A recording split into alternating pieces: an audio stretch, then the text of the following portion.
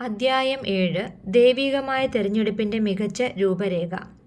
ഒന്നാമത്തെ ചോദ്യം, ഈ തീരുമാനം ദൈവികമായ രക്ഷാപദ്ധതി നടപ്പിലാക്കാനുള്ള അവസരമായി തീരുന്നു. ഏത് തീരുമാനം? വസ്തി രാജ്ഞിയെ ആസ്ഥാനത്ത് നിന്നും നീക്കം ചെയ്തതിനു ശേഷം രാജാവ് ഉപദേഷ്ടാക്കളുടെ ആലോചന പ്രകാരം എടുത്ത തീരുമാനം. അത് രാജ്യത്ത് തന്നെ സുന്ദരികളായ കന്യകകളെ ശൂഷനിലേക്ക് കൊണ്ടുവരിക. രാജാവിന് ബോധിച്ച യുവതി പകരം രാജ്ഞിയായി തീരട്ടെ. ഈ തീരുമാനം ദൈവികമായ രക്ഷാപദ്ധതി നടപ്പിലാക്കാനുള്ള അവസരമായി തീരുന്നു. അടുത്ത ചോദ്യം, മൊർദെഖായിയുടെ വളർത്തുമകൾ ആരാണ്? എസ്തേർ. മൊർദെഖായിയുടെ ചിറ്റപ്പൻ ആര്? അബീഹയിൽ. അതായത് എസ്തേറിൻ്റെ പിതാവ് അബീഹയിൽ. അടുത്ത ചോദ്യം, ആരാണ് മൊർദെഖായി? ശൂഷൻ രാജധാനിയിൽ പ്രവാസത്തിലായിരുന്ന യഹൂദൻ.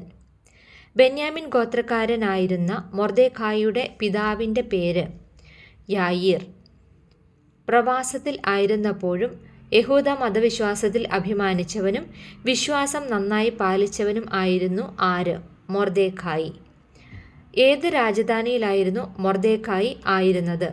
ശൂഷൻ രാജധാനിയിൽ കാവൽക്കാരനായിരുന്നു. അടുത്ത ചോദ്യം, എസ്തേർ എന്ന പേർഷ്യൻ വാക്കിൻ്റെ അർത്ഥം നക്ഷത്രം. എസ്തേറിൻ്റെ എബ്രായ നാമം ഹദസെ. എസ്തേറും മൊർദെഖായും തമ്മിലുള്ള ബന്ധം എന്ത്?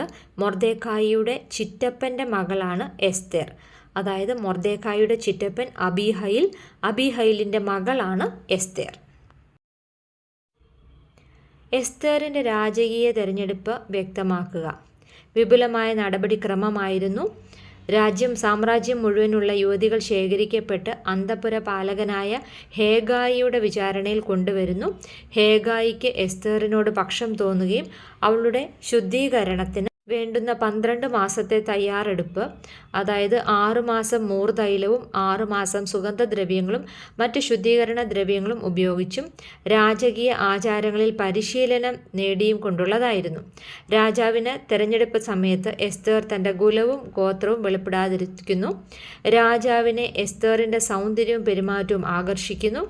അങ്ങനെ രാജാവ് കിരീടം വസ്തിക്ക് പകരം എസ്തേറിൻ്റെ തലയിൽ വെച്ച് രാജ്ഞിയാക്കുന്നു.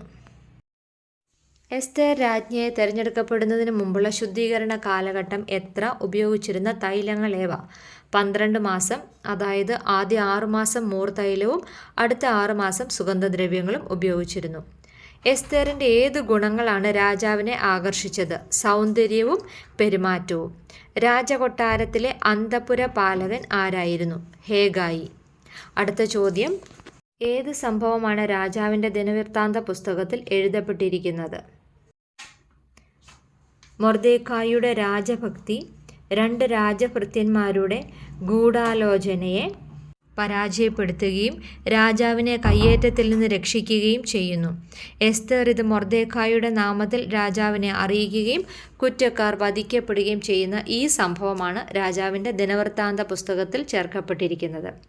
അടുത്ത ചോദ്യം, എസ്തേർ 2-ാം അധ്യായത്തിൽ നിന്നും ലഭിക്കുന്ന വേദശാസ്ത്രപരമായ കാര്യങ്ങൾ എന്തൊക്കെ? 1. മനുഷ്യജീവിതത്തിന് പിന്നിൽ പ്രവർത്തിക്കുന്ന അദൃശ്യമായ ദൈവകരം ദൈവജനത്തെ സുരക്ഷിത സ്ഥാനത്തേക്ക് പടിപടിയായി നയിക്കുന്നു. 2. പ്രവാസവും പ്രതികൂലങ്ങളും യഹോവയ്ക്ക് വേണ്ടി സമർപ്പിക്കപ്പെട്ട ജീവിതത്തിൽ നിന്ന് നമ്മെ അകറ്റരുത്.